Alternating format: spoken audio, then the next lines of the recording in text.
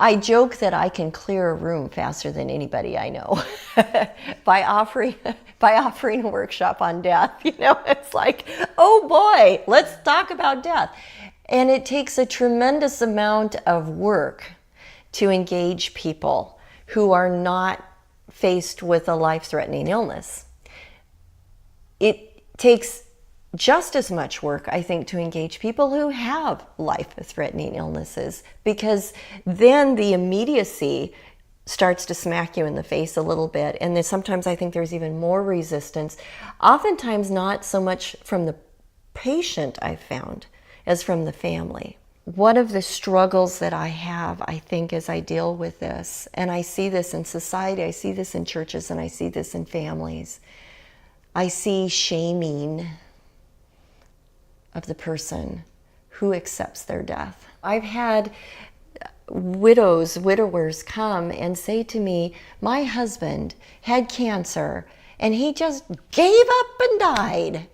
Or somebody who's had recurrence after recurrence after recurrence after recurrence of cancer, and their friend will say, she gave up and went to hospice. I mean, there's this sort of giving up, the shaming of not continuing to fight. And so what you read in obituaries then is fought bravely to the end, fought bravely to the end.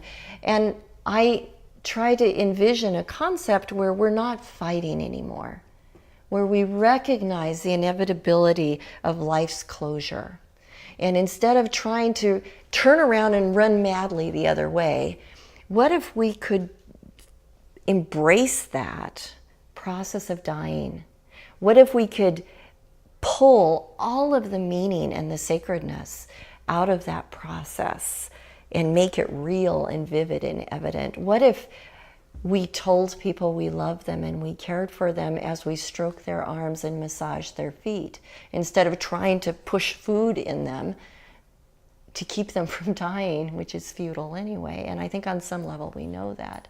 What if we could find other ways to express our love and gratitude for each other, for that life?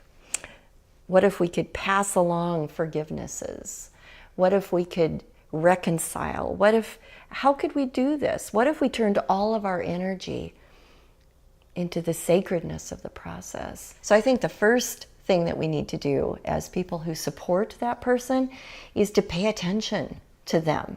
Stop making assumptions about they're going to battle this all the way to the end, as if that makes them more courageous and tougher than anybody else. I think personally that the courageous thing to do is to recognize the inevitability of the end of your life and go, now that I'm here and I see that my days are numbered, how can I live the most life in every day that I have left?